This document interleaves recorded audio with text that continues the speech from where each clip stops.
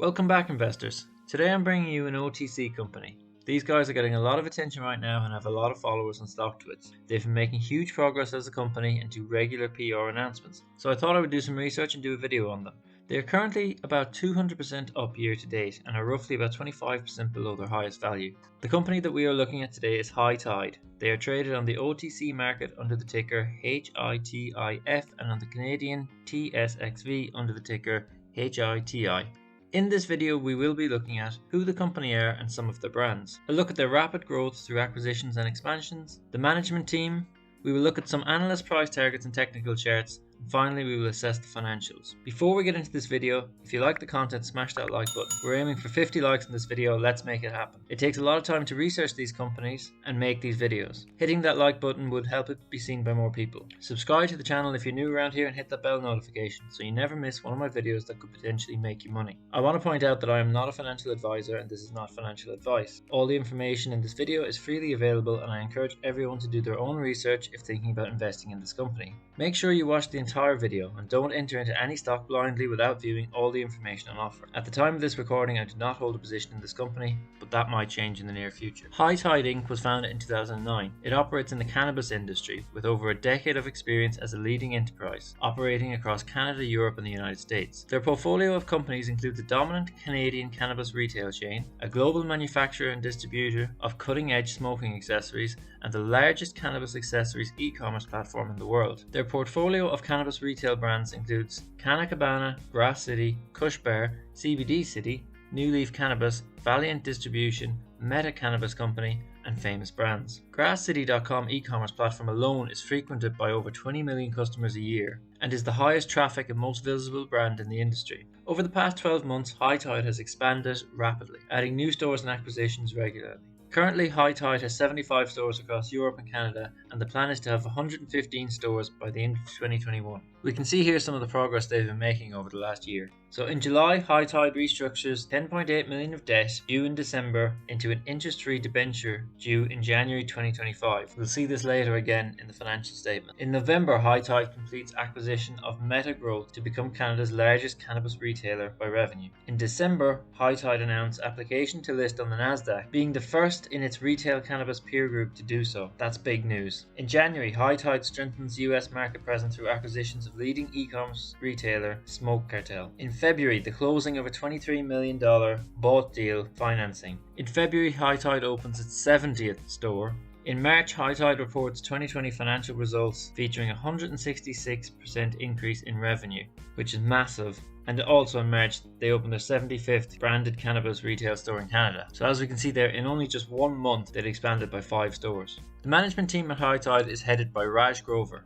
Since starting his first company at the age of 22, Raj has established himself as one of Canada's foremost business strategists and deal makers. He is the founder of HITIF and its subsidiary companies RGR Canada, Smokers Corner, and CABANA, and also co-founder of Famous Brands. Raj has grown HITIF from one small shop of 2 employees in 2009 through organic growth and strategic acquisition into one of Canada's largest cannabis retailers spanning North America and Europe.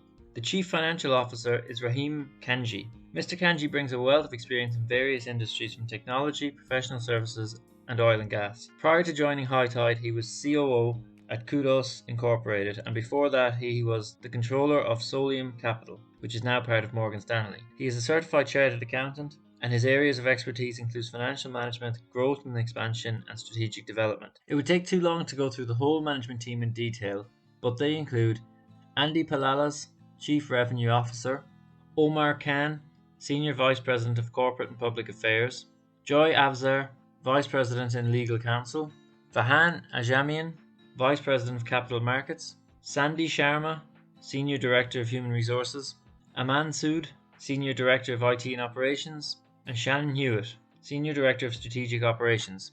HITIF also has a number of very experienced independent directors on the board who have vast knowledge of both the cannabis-related sectors and the retail industry. You can take a look at their board on their website.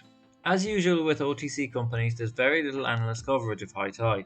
I did find one analyst who rates HITIF as a buy and gave a price target of 60 cents back in December. I did however find price targets for the Canadian listing, a low target of 90 cents and a high target of $1.40.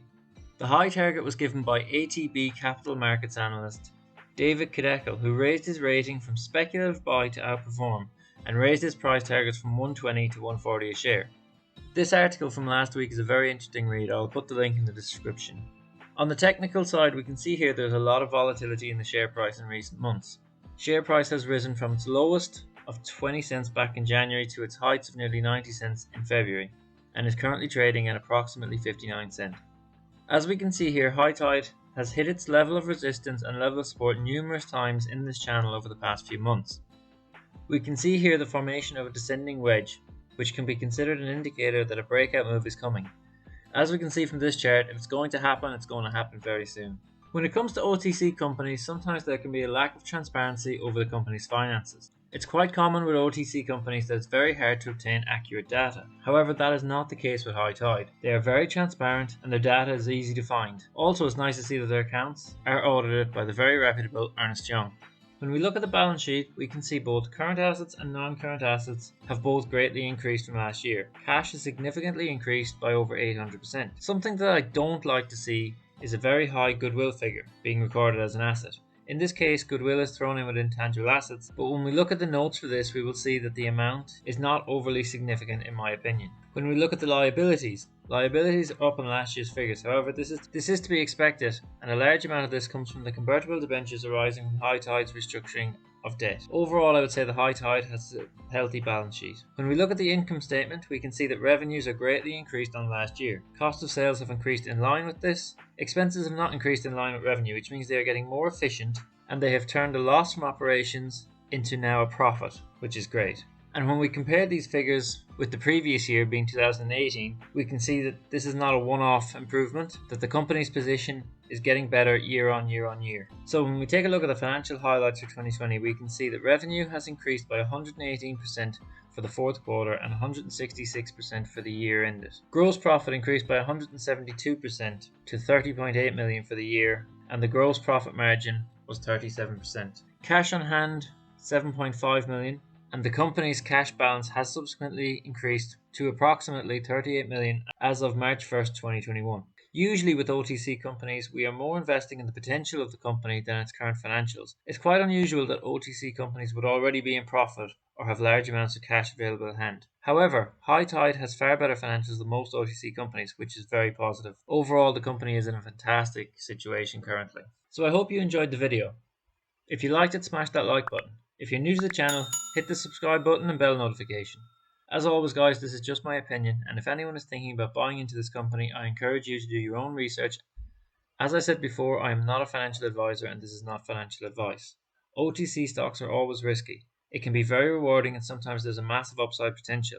Usually there tends to be limited financial information or limited audit of financial information. Even though this is not the case with High Tide, there is still always the huge risk of OTC company stocks going down massively.